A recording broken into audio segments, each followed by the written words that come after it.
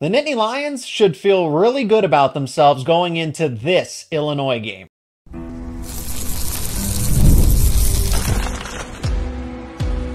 You are Locked On Nittany Lions, your daily podcast on the Penn State Nittany Lions. Part of the Locked On Podcast Network, your team every day. It's a vibe check for Penn State football, and with the offense clicking the way it is, this team should feel really good about itself going into that game against Illinois. This is Locked On Nittany Lions. I'm your host, Zach Seyko, and thanks so much for making us your first listen and watch every single day. We are free and available wherever you get your podcasts, including YouTube. Today's episode is brought to you by FanDuel. Place your first $5 bet. That's all it takes, $5, and you'll get started with $200 in bonus bets guaranteed. And all you got to do is visit FanDuel.com to get started. I'd really appreciate it if you left a like on this episode. More importantly, be a part of the conversation down in the comments section. What do you think about this offense? Changes have been placed on the defense. They're there, and we're going to assess them in the second segment. What do you think about the defense as well? Let me know your thoughts down in the comments section. But I want to start with the offense because it is clicking. It is firing on all cylinders. Now, granted, the competition hasn't been the greatest in terms of defensive resistance. West Virginia, Bowling Green. Bowling Green's proving to be better and better after each game. I hope people saw that Texas A&M game. But overall, the change of Andy Kotelnicki replacing Mike Yurcich has had apparent positive effects on the entirety of the offense. And it starts with the quarterback play. So Andy Kotelnicki, then you go to Drew Allar. Drew Allar continues to look like the real deal. And Penn State fans, I'm glad if you stayed optimistic. If you remained optimistic about Drew Allar's development and what he could do, if you saw, hey, he's got the arm talent, just there's one element to his game missing. And it really was mindset. It was confidence because we knew he had the talent all along. There was a reason he was a 5-star.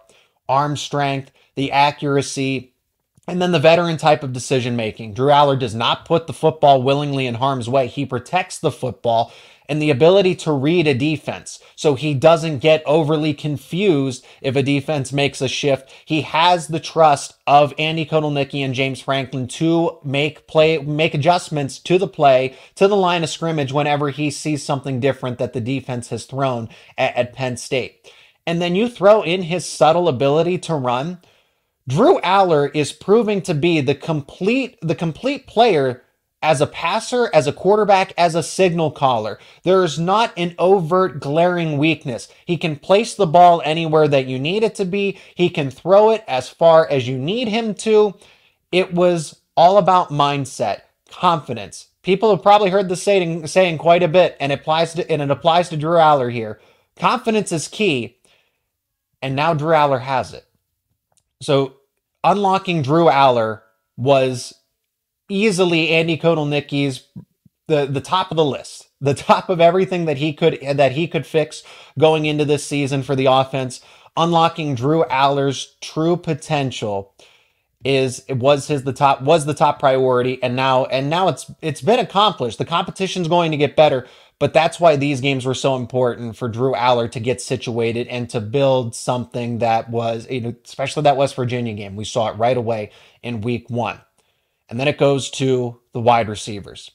Steve Jones, the voice of Penn State football, had talked about this a bit. The wide receiver room is pretty relatively the same. And when I asked him about it, okay, Dre Wallace, Amari Evans, Liam Clifford, you essentially replaced Julian Fleming, Keandre Lambert-Smith with a Julian Fleming. So it's really not that different. Is everybody going to get significantly better? Are they going to significantly improve? And his only response was, well, you can scheme guys open.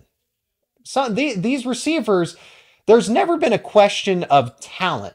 Talking to James Franklin, Marcus Higgins, the quarterback himself, Drew Allar, that the wide receivers have always had talent, but you can't just leave them on an island every time. Cornerbacks are going to win their matchups against a wide receiver. So you have to do things to create confusion, create stress, as Andy Kotelnicki likes to say. And the wide receiver play is responding in addition to Drew Allar. So now Trey Wallace has settled in as the #1 wide receiver. Now, granted, I know he's been a little more quiet against Bowling Green and you didn't need him against Kent State. But West Virginia, he looked like that clear-cut number one wide receiver. So in those kinds of games where it is, I won't call big noon kickoff prime time because I don't want to, but those prime games, those big games in conference or out of conference, if Trey Wallace can be an active participant in the offense, command the attention of defenses, that's what you want. And then Amari Evans is beginning to reach his true potential. I've heard discourse about Amari Evans for 2 years, that he was kind of that next game-changing type of receiver, but it was going to take time.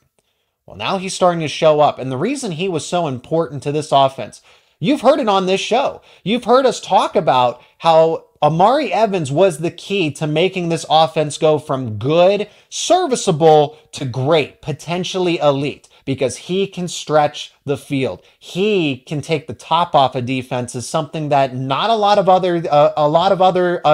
lot of these other receivers can do. And Amari Evans has that big play threat ability, and it's very difficult to guard him if you get defense, especially when you have defenses experiencing communication problems the way that Kotelnicki has had so far. I mean, Evans is just running wide open with that speed, that playmaking ability. And James Franklin says that he thinks that his career is going to go through the roof. So Evans's best days of football are still ahead of him, and that's really saying something. It was nice to see Liam Clifford and Julian Fleming now actually getting involved. They had been relatively quiet. You didn't need them against West Virginia. You would have liked to have seen more from them in Bowling Green. But now, again, I know it's Kent State, but they were running wide open, right? Drew Aller was spreading the football around. And again, you factor in Tyler Warren at the tight end spot. We're strictly talking about the wide receivers here. Penn State has a few options they can turn to now. Wallace, Evans over the top, Clifford, Fleming in short to medium range, in addition to Tyler Warren. Then, Caden Saunders should be 100% soon. He's still returning punts. James Franklin has spoken highly about him, and he'll be back in the rotation sooner rather than later. It's a good sign that he's at practice and returning punts, but I think they're being cautious with him because they know that they're going to need all 5 receivers. And then you're playing the long game here. True freshman Tyser Denmark, maybe by the end of the season, might see 5 games of action and they end up burning his red shirt. And I would slightly lean towards that outcome as opposed to the opposite. Because Tyser Denmark is running crisp routes, hands look reliable, he's blocking very well. That's key because you don't just want him to be a pass catcher. You need these wide receivers to block because that was something that held the ground game back a season ago. And now it's so much better this season.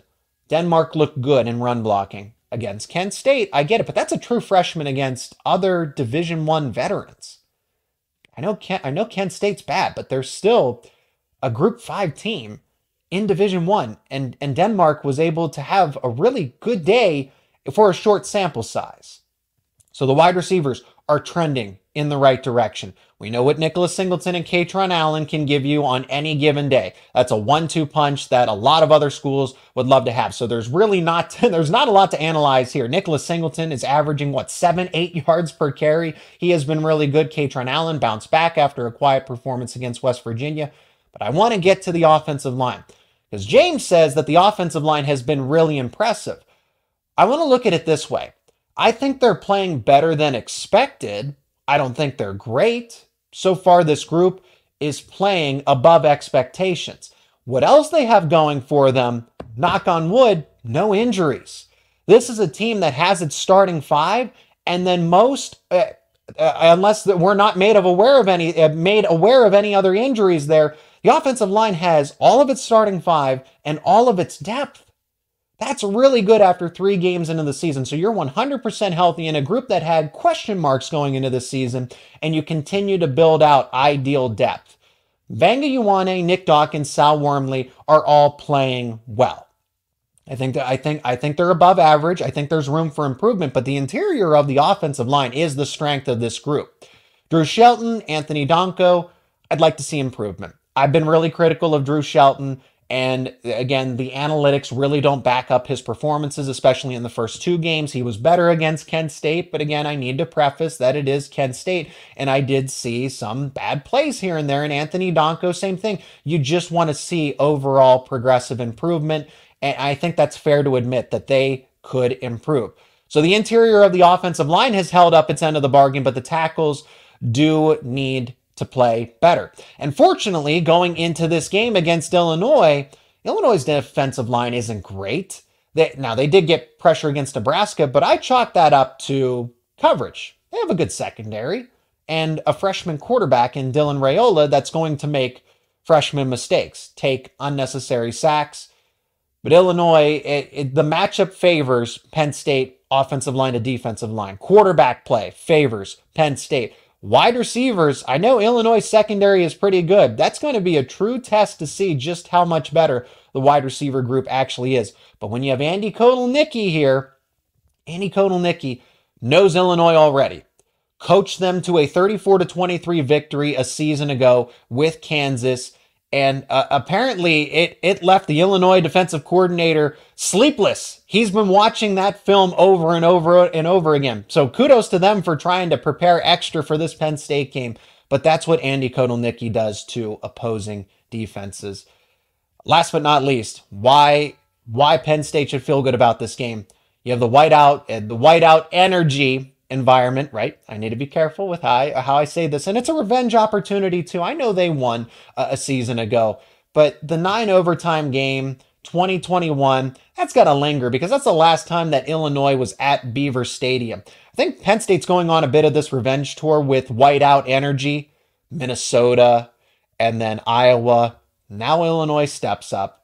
Crowd's going to be ready for it, and this is a top 25 matchup, which will help Penn State in the end if they win, because an unsuspected top 25 team here is at the early part of the schedule.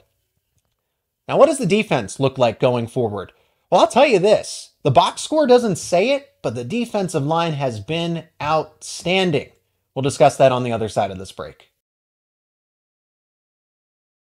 Today's episode is brought to you by 5-Hour Energy. 5-Hour Energy, it fixes tired fast. Whether you have a long list to do for work or a list of do-it-yourself projects to tackle at home, take a 5-Hour Energy shot so you can check everything off your list.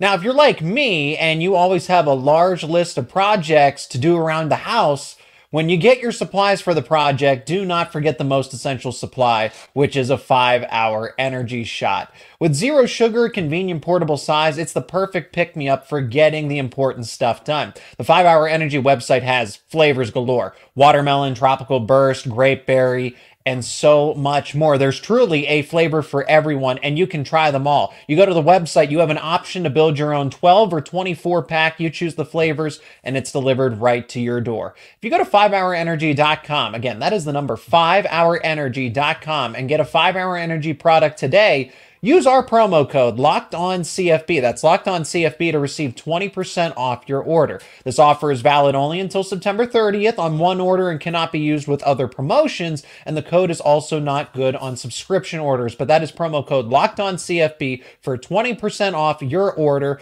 So go to 5hourenergy.com today. I'll tell you what you can expect from this Penn State defense going forward. More impactful defensive line play. And it's been there, but the box score doesn't exactly back it up. And Penn State doesn't have a lot of sacks through the first 3 games. And it's Kent State, Bowling Green, and West Virginia. But when you look at the context of it, West Virginia's offensive line is top 15, top 10 in the nation. Penn State did get 2 sacks. It is tough to get after Garrett Green. Bowling Green came in with a game plan. We're getting rid of the football as soon as possible. They did that. And then Penn State, Kent State was trying to just get in and get out, and Penn State still applied pressure pretty early. But it is there. I know that I've talked about how Abdul Carter's had a rough performance at defensive end. He did get his first sack against Kent State, which was promising, right? It's good to see the results finally get there. Same thing with Dani Dennis-Sutton to open up the game, the strip sack fumble to set the tone.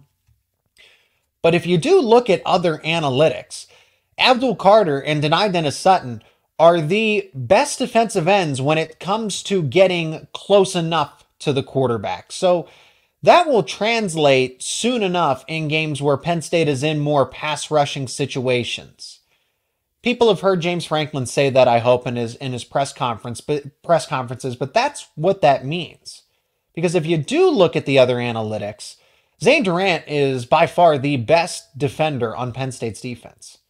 And it shows. And it's already really tough as it is to get production from the interior of the defensive line. But the reason why the defensive line overall is as good and will get better, the results are on the way for this defensive line, are because of the emergence of Zane Durant. Not enough people are talking about him. Draft scouts should definitely take a look at him, because I see him maybe starting to play his way into the first round. That's my honest take, is that he might end up being a first-round pick based on the way he's played so far this season. If it continues, it needs to continue. 3 games isn't enough of a sample size. He needs to continue this trend. I'm saying if he does that, he will. But day 2 isn't around the realm of possibility if he happens to let off the gas. The results have spoken for themselves, what he can do, because he's starting to command a lot more attention now. And then that's going to open up things for Abdul Carter and Dennis Sutton, because that's where all the attention is. All of the attention is on the 2 defensive ends that everybody's talked about as perennial first-round picks. Abdul Carter, to begin the season, was the Athletics' second best overall prospect going into the college football season. And offenses are adjusting accordingly. They are setting game plans for him. He's still new to defensive end, and then they're double teaming him, chipping him with the tight end, chipping him with the running back, and he's still getting used to that position change. Dennis Sutton commanding a lot of attention, and it's opening up opportunities. And that's my point, is that Penn State is still able to apply pressure without blitzing heavily. They're getting production, or at least they're getting pressure. Not causing offenses to change their game plan with 4 primary rushers. Devon J. Thomas is in this conversation too. He has not gone unnoticed in my book. Devon J. Thomas is not too far behind. I think Zane Durant has set the bar, but J. Thomas is right there with him. And then you have Dennis Sutton and Abdul Carter at defensive end. Smith Vilbert has had a respectable season as well. I think Amin Vanover can do a little bit more at that defensive end spot as a backup rotational kind of guy. And then the defensive tackles still have the best depth on this team.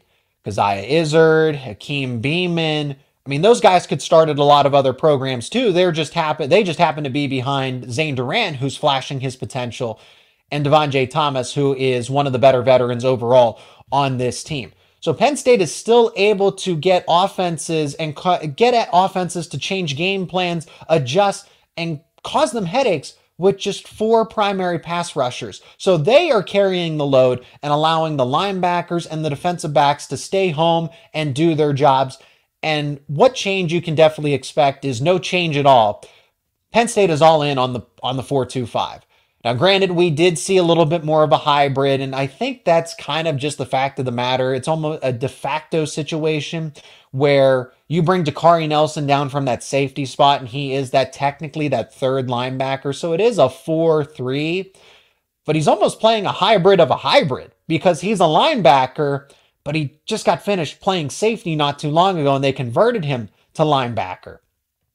So they are all in on the 4-2-5. Is the bottom line here. You might see some 4-3 defensive looks, but linebacker depth is still not in a good spot. It wasn't at the beginning of the season. Now you have Dom DeLuca in question. You really can't afford to lose the likes of Tony Rojas and Kobe King, and Tony Rojas is playing out of his mind as well. He's in that same boat as Zane Durant, where he is playing well above expectations going into the season.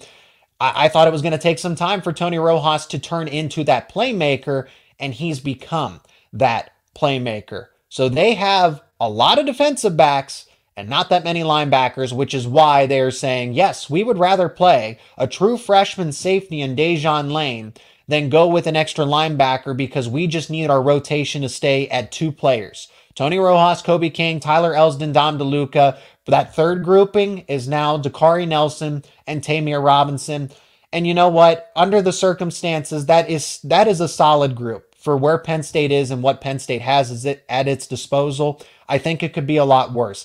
These guys are inexperienced, Kobe King's really the only one that has proven to be that primary type of linebacker. Dom DeLuca's a veteran that is a captain for a reason. He's a captain for a reason. Tyler Elsdon's playing better. So the linebacker situation isn't ideal, but for what it's worth, it's pretty solid. Now, with the 4-2-5, I didn't think they would go immediately to the freshman, and they probably still won't. It's still going to take time to get Dejon Lane involved in the defense. Against Penn State, it's inconsequential. He played the most snaps out of any defender, and there was a reason for that. They need to get him situated. But Cam Miller came into the game as the starter. He was that third safety. Don't look at it as safeties and cornerbacks and, oh, Penn State's playing 3 cornerbacks. Look at it as 5 defensive backs, and that's why it is a 5-2-5. So yes, KJ Winston plays safety. Played safety, right? He's dealing with the long-term injury. We don't know when he's going to be back. But Cam Miller, Dejon Lane are that additional defensive back that Penn State wants to go with here in its defense. And I'm fine with that. I think it offers you the same type of, how do you defend against the run? How do you read an offense's game plan, right? Are you flowing with the play? Are you able to fill the gap? How are you as a tackler? And Cam Miller, as the veteran, I'm not surprised that Penn State went with him first, but it shows the commitment to the 4-2-5. They're going to go with Cam Miller first. They are going to go with the true freshman Dejon Lane first above. Again, we're looking forward, hopeful for a good status report from Dom DeLuca, who did exit that Kent State game. Let's assume he is available, that it helps out the fact that Penn State can turn to other cornerbacks to fill that slot that KJ Winston was in and still be able to do what it wants to do. They want to keep Abdul Carter at defensive end. They don't want to have to move him to linebacker. They want him at defensive end. They want to run 2 linebackers with 5 defensive backs. When you have that many cornerbacks, when you have that many safeties that can play, why not? It's just what works for this year's defense. Now, a change that did actually happen, instead of alluding to, a change that Penn State is committed to is no change at all, how about the fact that Tom Allen is now in the press box? Coaching from the press box, I'm not opposed to this at all. I'm not. If it works, it works. And it was funny because as a media are allowed to, if you attend the game, you can actually go on the football field and watch from the sideline for the final 5 minutes if you're not a photographer or a videographer. So since I'm a podcast host, I don't have all of that privilege, but it's nice to be on the sideline for the final bit of the fourth quarter, especially if a home game goes down to the wire, then it really gets interesting. But Tom Allen was walking around in the press box, and I'm thinking to myself, I see him getting ready to go into the elevator. I'm like, Coach, are you lost? I didn't say anything to him, but I thought it was funny that I'm surprised because normally he is on the sideline, and I agree with having Tom Allen up in the press box. Andy Kotelnicki's doing the same thing. I get it. Oh, defense, you want to be motivational. You want to be down on the sideline with your players. In years past, I would argue with that. I would agree with that sentiment. But now you have unlimited amounts of assistance. Penn State can have all the necessary defensive motivators. You have all the positional coaches to where you can allow Andy Kotelnicki and Tom Allen to do their jobs better, more effectively. Take advantage of that 1,000-foot view.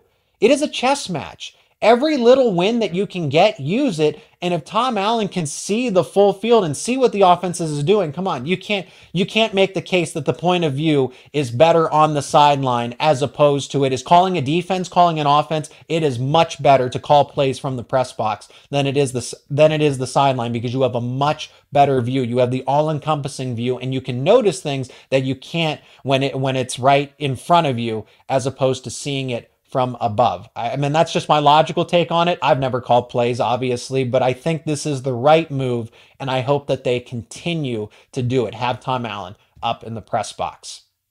Now, Penn State did have some bad news on the recruiting front. A safety has flipped his commitment away from the Nittany Lions. Where is he headed? How does that impact the class of 2025? We'll discuss that on the other side of this break. And today's episode is also brought to you by FanDuel. Hey, NFL fans, you can start the season with a big return on FanDuel, America's #1 sportsbook. So when you get a hunch in the middle of the game, you can check out the latest stats, view live play-by-play, and so much more on the same page where you place your bets.